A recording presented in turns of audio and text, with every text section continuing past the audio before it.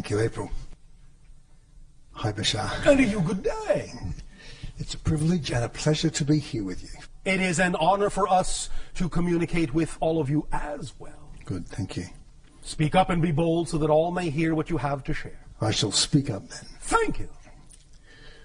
By our thoughts, our choices, and our imaginings, as you said, we create our reality. Through your beliefs and definitions, you create your reality. Your beliefs and definitions determine what kind of feelings and thoughts and behaviors you exhibit. Right. That then reinforce the reality you have created with your belief. But belief is the blueprint.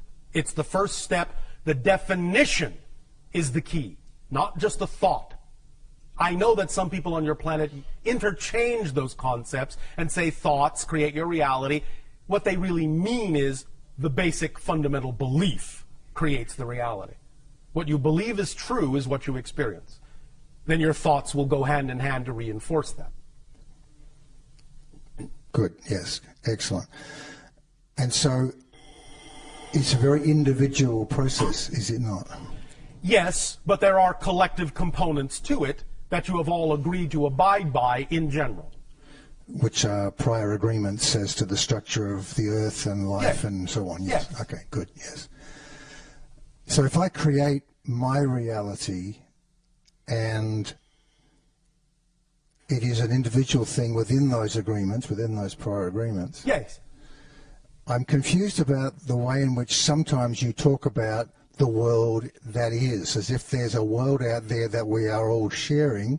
Yes. And all seem to be within this same world. Well, in a sense. We understand that sometimes the limitation of the translation of our thoughts into the human language may leave something to be desired and cause some confusion with regard to the definition of terminology.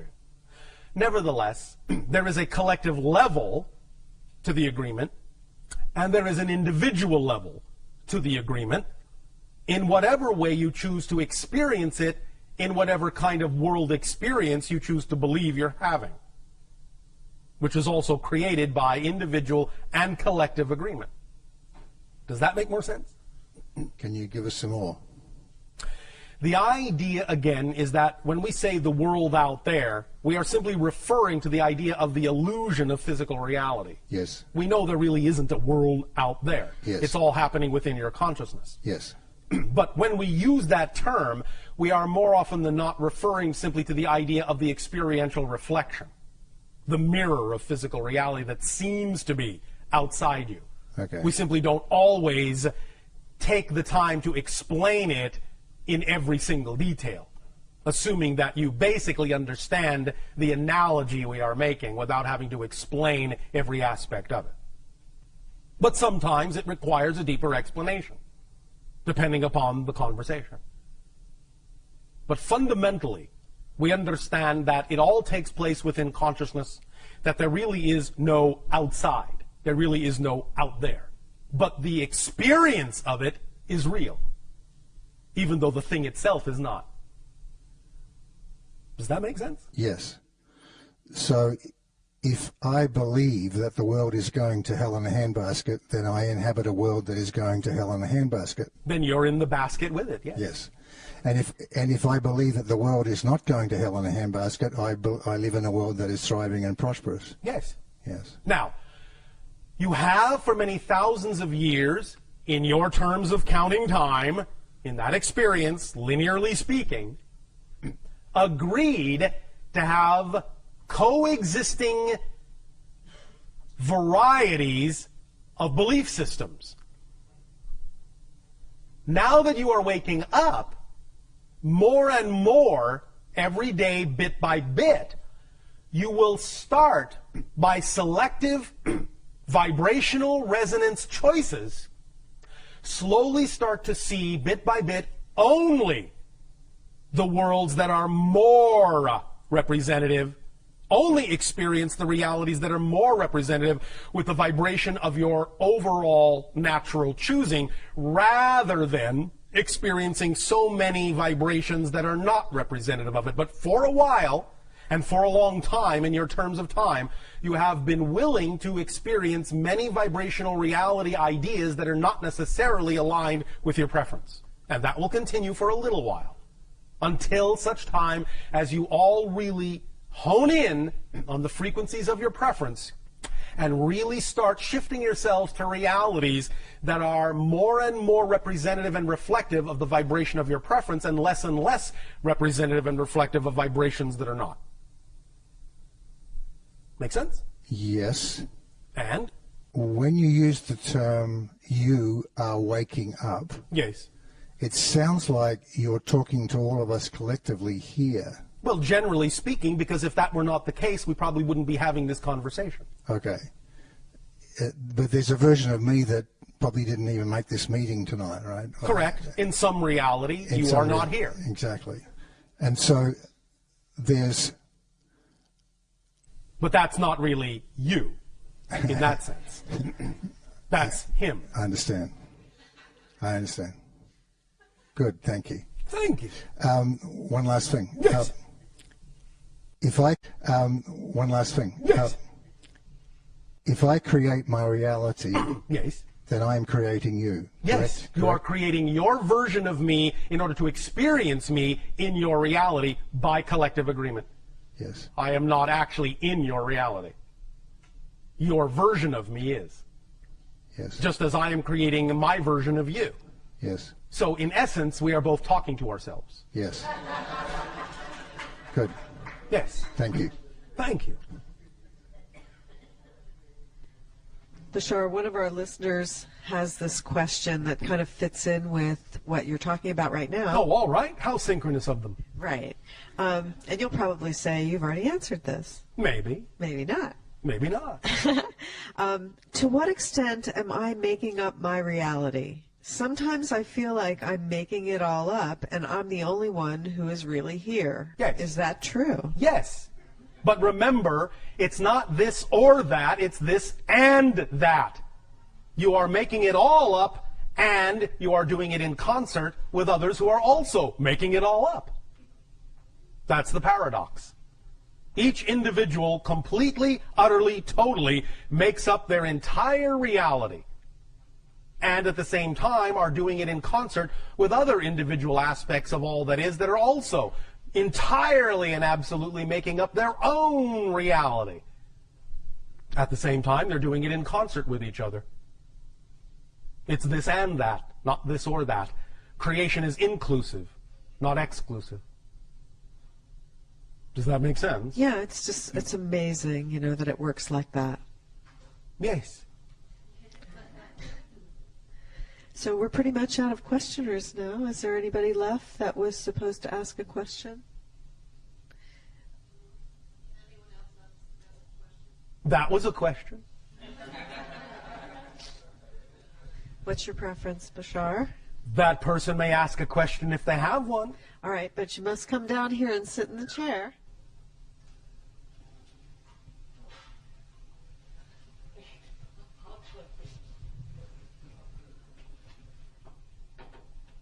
Thank you, Bashar. Thank you. Good day. And good evening. Oh, all right. Good evening. Would you say a little more about following your excitement in reference to the struggles we often experience with trying to act in our best understanding with what we perceive? Sounds like you're struggling with the sentence. Yeah, well, yeah. When there's a struggle between Yes. acting on what we believe is our duty, which duty. is not necessarily that exciting, Can you define duty? For example, Yes. well, something that I'm struggling with right now is a very sick parent who is Yes. requiring an enormous amount of time, energy, and attention. Oh, all right. And it's very difficult for me under these circumstances to be acting on my excitement. Why? Because most of my time, attention, and energy are taken up by responding to her needs. So, why are you making an association between one situation and another? How can you not? Good question. You can not. All it takes is a little inventiveness and imagination and trust that where you are choosing to be is where you need to be if you're choosing to be there. Let's explore this. I'm going to give you an example we have used before. But perhaps you can understand in this example how a variation of this idea can be applied in your situation and your circumstance. All right? All right? Oh, yes. Thank you. Want to make sure you're still awake. All right. Many people on your planet have been given belief systems that say, this cannot be something that gives me joy. This cannot be done as a living. This will not work. This makes this impossible. And all sorts of other belief system limitations that become self-fulfilling prophecies, self-reinforcing realities, experiences. People on your planet who have a different way of looking at things, who have different belief systems about what is and isn't possible, don't experience those limitations. Their reality reinforces for them the understanding that they can do this and do that. Like I said, it's not this or that, it's this and that. But it is often a limitation of imagination, a limitation of definition that allows an individual to believe that certain things cannot happen if they don't happen in a certain specific way. And it is relaxing the definition about how you think something must happen, how it needs to happen, how it can happen, relaxing those definitions that will allow you to actually experience how it will happen, but maybe not in the way you expected, maybe not in the way you were taught to believe it has to happen. You need to really stretch your definitions to include other ways, unexpected ways, creative ways in which you can act on your joy, while at the same time expressing your love for your parent. Do you follow? Yes. Now, before we continue, understand that this also extends to the idea of taking care of your parent. If you are willing to expand your definitions about what is possible in your reality instead of coming from a very limited point of view about how things must be done, as you say, duty, the idea is that even the caretaking of your parent could be being done in a very different way that's far more representative of your joy and your excitement.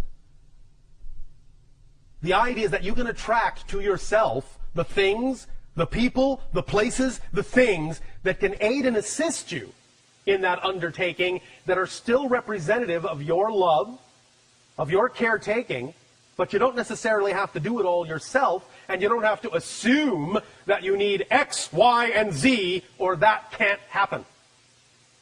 You need to relax your definition of abundance, because abundance is just the ability to do what you need to do when you need to do it. That's it. That's it. That's the definition of abundance. And if you think you don't have what you need to do what you need to do, then it is simply your definition of abundance that is limited, that is allowing you to experience the limitation in your life. The example of a woman whose great joy was to simply tell stories to her children illustrates the point. That was the most exciting thing she could think of to do. And she did it with absolute flair. It was her joy. So she put everything into it and told astonishing, vivid, imaginative, creative stories to her children. So much so that they began inviting their friends over to listen to these stories, and they became enraptured by these stories, captured by these stories, caught up in these stories. So much so that they started inviting their parents over to listen to these stories, and they became caught up in these beautiful tales that she would weave. So much so that they began to give her money just to tell them stories, to invite her to different houses just to tell her stories. And before you know it, she was making a living just telling stories because that's what she loved to do. And her reality supported her. In that simple thing, she became capable of being completely and utterly and totally supported in her life. Whereas, if she had had the belief system that said, well, yes, I have time to tell stories, but how's that going to help me? How's that going to support me? How is that going to do anything when I'm stuck at home? If that's the way she had thought, she would not have had the ability to do any of that. But she didn't think that way. She didn't believe that way. She didn't even give it a second thought. She just did what was exciting to her, where and when she could. She acted on her excitement to the best of her ability and simply allowed the excitement to bring the synchronicity, to bring the support, to bring the abundance, to bring everything she needed to her. I know beyond a shadow of a doubt that you can too. Why? Because you exist. And you have all the same attributes and all the same qualities that she does. Yes? This is very helpful. Thank you. Our unconditional love to you. Sweet dreams.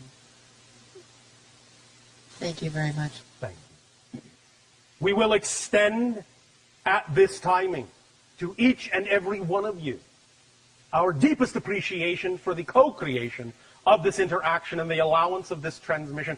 We will continue with part 2, brick walls and beliefs, and the thorough X-ray examination of the structure of beliefs in what you call tomorrow of your time, which shall be a moment for me. We wish you all an exciting and creative and imaginative good day.